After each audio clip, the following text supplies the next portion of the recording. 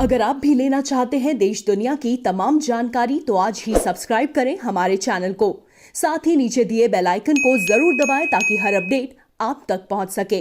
नमस्कार, साक्षी news network के खास कार्यक्रम विश्व खबरों में आप सभी का स्वागत है। पाकिस्तान एक ओर तो भारत के साथ शांति की बात करता है तो दूसरी ओर नापाक हरकतें भी करता रहता है, यह जानते हुए भी कि पाकिस्तान के कब्जे वाला कश्मीर भारत का हिस्सा है। पाकिस्तान के शीर्ष चुनाव अधिकारी ने पीओके में 25 जुलाई को विधानसभा चुनाव कराने की घोषणा कर दी है। हालांकि कोरोना वायरस संक्रमण फिर से फैलने के खतरे के कारण चुनाव को 2 महीने के लिए टालने की अपील की जा रही थी। हम आपको याद दिला दें कि पिछले साल पाकिस्तान ने गिलगिट बाल्टिस्तान में विधानसभा चुनाव कराया था। भारत ने गिलगिट बाल्टिस्तान में चुनाव कराने के फैसले के लिए पाकिस्तान की आलोचना की थी और कहा था कि सैन्य कब्जे वाले क्षेत्र की स्थिति को बदलने के लिए किसी भी कार्रवाई का कोई कानूनी आधार नहीं है। भारत ने पाकिस्तान को यह स्पष्ट रूप से बता दिया है कि गिलगिट और बाल्टिस्तान क्षेत्रों सहित जम्मू कश्मीर और लद्दाख केंद्र शासित प्रदेश देश के अभिन्न अंग हैं। उधर पाकिस्तान के मुख्य चुनाव आयुक्त न्यायमूर्ति रिटायर्ड अब्दुल राशिद सुल्हेरिया ने पाकिस्तान के कब्जे वाले कश्मीर की राजधानी मुजफ्फराबाद में एक संवाददाता सम्मेलन में चुनाव कार्यक्रम की घोषणा की। पीओके चुनाव आयोग के प्रमुख राशिद सुल्हेरिया ने कहा, कश्मीर यानी उनके हिसाब से पीओके के लोग 25 जुलाई को अपने मताधिकार का इस्तेमाल सुशासन के लिए करेंगे। उन्होंने कहा कि उम्मीदवार 21 जून तक अपना नामांकन पत्र भर सकते हैं और अंतिम सूची 3 जुलाई को जारी की जाएगी। ARY न्यूज ने बताया कि चुनाव पीओके में 33 और कश्मीरी प्रवासियों के लिए 12 सहित विधानसभा के 45 प्रतिनिधियों को चुनने के लिए होगा। सुल्हेरिया ने कहा, इस चुनाव में 4 निर्वाचन क्षेत्र बढ़ाए गए हैं। मतदान के दौरान नागरिक प्रशासन के साथ अर्धसैनिक रेंजरों और पुलिस को तैनात किया जाएगा ताकि 28 लाख से अधिक पात्र मतदाता अपने मताधिकार का प्रयोग कर सकें। इससे पहले national command and operation centre यानी NCOC ने कोरोना वायरस संक्रमण फिर से फैलने के खतरे के कारण पीओके में चुनाव 2 महीने के लिए स्थगित करने का आग्रह किया था, लेकिन इसे सभी विपक्षी दलों ने खारिज कर दिया था। पीओके विधानसभा के लिए पिछला आम चुनाव जुलाई 2016 में हुआ था और पूर्व प्रधानमंत्री नवाज शरीफ के नेतृत्व में पाकिस्तान मुस्लिम लीग नवाज ने उसमें जीत दर्ज की थी। अब पाकिस्तान जिस पीओके में विधानसभा चुनाव कराने की बात कह रहा है, वहां के लोगों के मन में क्या है, आइए अब आपको वह दिखाते हैं।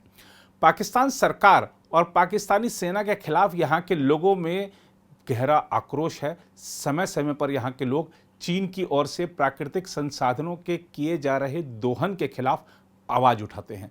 यहाँ के लोग पाकिस्तानी सेना की ओर से जबरन भूमि कब्जे के खिलाफ आवाज उठाते रहे हैं। साथ ही महंगाई और भ्रष्टाचार की समस्या से पीओके का हर आदमी परेशान है। बुनियादी सुविधाओं का अभाव, बेरोजगारी और कमीशनखोरी ने हर आदमी का जीना मुहाल कर रखा है। ISI की ओर से अक्सर लोगों पर की जाने वाली छापेमारी भी यहाँ बड़ा मुद्दा है। साथ ही लोगों का आरोप है कि यहाँ पर सर्वाधिक बनने वाली बिजली के बावजूद यहाँ के लोगों को पूरे समय बिजली सप्लाई नहीं की जाती। समय समय पर लोग खुलकर पाकिस्तानी सरकार और सेना के खिलाफ प्रदर्शन करते रहे हैं और भारत से मदद की मांग भी करते रहे हैं। अभी पुरानी बात नहीं है। पिछले साल 21 अगस्त को पीओके के ददियाल शहर में एक सामाजिक कार्यकर्ता और पत्रकार तनवीर अहमद ने पाकिस्तानी झंडा उतार दिया था, जिसके बाद उसे सुरक्षा एजेंसियां उठाकर ले गईं। यही नहीं, इस साल जनवरी में महंगाई के आसमान पर पहुंच जाने के खिलाफ स्थानीय नेताओं ने जोरदार विरोध प्रदर्शन किया था, जिसके बाद स्थानीय नेताओं की गिरफ्तारी के साथ ही आंदोलन हिंसक हो गया और पीओके में नागरिकों और पुलिस के बीच झड़पें हुई। रावलकोट में एक्शन कमेटी द्वारा विरोध प्रदर्शन किया गया था। हालांकि पुलिस ने विरोध प्रदर्शन से पहले स्थानीय नेताओं को गिरफ्तार कर लिया, जिससे निवासियों में हड़कंप मच गया। गुस्साए प्रदर्शनकारियों की पुलिस से झड़प हो गई थी और आजाद पट्टन इलाके में एक पुलिस थाने में आग लगा दी गई थी और पुलिस वाहनों को नष्ट कर दिया गया था, जिसके बाद पुलिस ने प्रदर्शनकारियों पर फायरिंग और लाठीचार्ज भी किया, जिसमें कई लोग घायल हो गए थे। पीओके के स्थानीय लोगों का दावा है कि पाकिस्तान के कब्जे वाले कश्मीर में एक विशेषता है और नागरिक अधिकारों के नाम पर पाकिस्तान सरकार उनका दुरुपयोग कर रही है। पाकिस्तानी कब्जे वाले क्षेत्र के लोग इस्लामाबाद की मनमानी से तंग आ चुके हैं और लोगों को अपनी दैनिक आवश्यकताओं को पूरा करने में चुनौतियों का सामना करने के लिए मजबूर होना पड़ रहा है। उच्च मुद्रास्फीति के खिलाफ पिछले कई हफ्तों से लगातार विरोध प्रदर्शन हो रहे हैं, लेकिन स्थानीय सरकार और इस्लामाबाद उनकी चिंताओं पर ध्यान नहीं दे रहे हैं।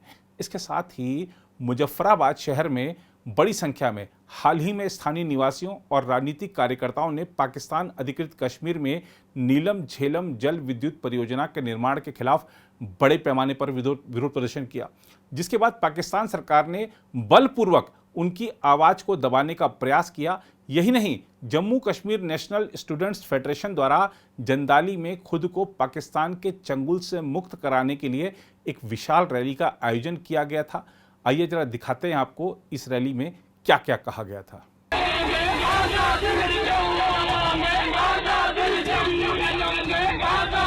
पूरे कश्मीर में टैलेंट की कमी नहीं है, लेकिन क्यों हम दुनिया की वो जो दुनिया के लोग हैं, दुनिया की आजादी के अक़वाम हैं, हम वहाँ पे मौजूद नहीं होते, हमारी शनाख्त नहीं होती। पाकिस्तान का मीडिया बलूचिस्तान की बात करता है, सिंध की बात करता है, पंजाब की बात करता है, KPK की बात करता है, हम वहाँ मौजूद नहीं होते। हम तलाश में हम कौन है।